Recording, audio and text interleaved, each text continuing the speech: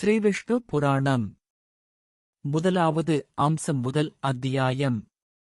மைத்திரேயரது கேள்வியும் பராசரரது பதிலும். சூதர் கூறுகிறார், ஒரு நாள் பராசர மகரிஷியானவர் காலையில் செய்ய வேண்டிய நித்திய கர்மானுஷ்டானங்களை முடித்துக்கொண்டு தன் ஆசனத்தில் எழுந்தருளியிருக்கையில் மைத்திரேயர் என்கிற முனிவர் அவரிடம் வந்து தெண்டன் சமர்ப்பித்து சரணங்களில் வீழ்ந்து வணங்கி நின்று கேட்கலானார். 1.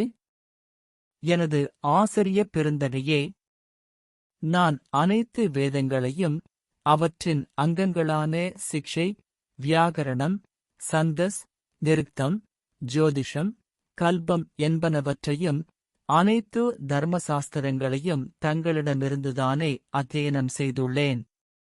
2.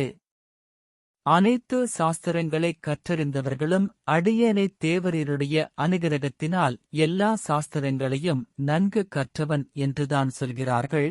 ஏன்? நமக்கு எதிர்த்தட்டாக இருப்பவர்களும் கூட இதை ஆமோதிக்கிறார்கள். 3. தர்மமறிந்தவரே, பெரியோரே, இப்பொழுது எனக்கிருக்கும் ஒரே ஓர் ஆசை என்னவென்றால், இவ்வுலகம் எவ்வாறு உண்டாயிற்று? இனி மற்றொரு கல்பத்தின் ஆரம்பத்தில் உண்டாகும் நிலைதான் என்ன என்பதே. 4. பெரியோரே, மேலும் இந்த பிரபஞ்சத்திற்கு உபாதான காரணம் யார்? இந்தச் சராசரம் எல்லாம் யாரிடமிருந்து தோன்றியது? எங்கு எவ்விதம் லயமடைகிறது? இனி எங்கு லயப்படப் போகிறது? 5.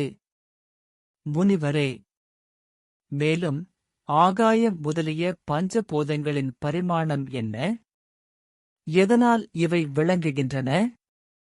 கடல், மலைகள் மற்றும் தேவதைகள் ஆகியனவற்றின் உற்பத்தி, பூமியின் அதிஷ்டானம், சூரியன் ஆகியவைகளின் பரிமாணம் மற்றும் ஆதாரம், தேவதைகளின் வம்சம், மனுக்கள், மன்வந்தரங்கள், மகாகல்பம், திரும்பத் திரும்ப வரக்கூடிய 4 யுகங்களில் வேற்றுமைப்பட்ட கல்பங்கள், அவற்றின் பாகுபாடுகள், பிரளயத்தின் சொரூபம், கல்பத்தின் முடிவு, அனைத்து யுகதர்மங்கள், தேவரிஷிகள், ராஜரிஷிகளின் வரலாறுகள், ஸ்ரீவேதவியாசர் செய்தருளிய வேத கானங்களின் பிரிவுகள், அந்தணர் முதலிய வர்ணங்களின் நெறிமுறைகள், பிரம்மசரியம் முதலான 4 ஆசிரமங்களுடைய நெறிமுறைகள் ஆகியனவற்றைக் கேட்க விரும்புகிறேன். 6 முதல் 10 வரை. வசிஷ்ட குமாரரான சக்தி முனிவரின் குமாரரே, இச்சகல விஷயங்களையும் நான் நன்கு அறிந்து கொள்ளுமாறு தாங்கள்தான் தயவு செய்து கருணை கொண்டு எனக்குச் சொல்லியருள வேண்டும்.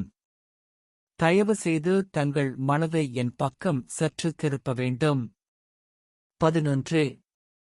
பராசரர் பதில் கூறுகிறார். அனைத்து தர்ம நெறிகளையும் உணர்ந்த மைத்திரேயரே, உலகத்தின் சிருஷ்டி முதலானவைகளை நன்கறிந்தவரான என் பாட்டனாரான வசிஷ்ட முனிவர் அருளிச் செய்து முன் விருத்தாந்தத்தை எனக்கு நன்றாக நினைவுபடுத்தினீர். இதனால் நான் உங்களுக்கு மிகவும் கடமைப்பட்டிருக்கிறேன்.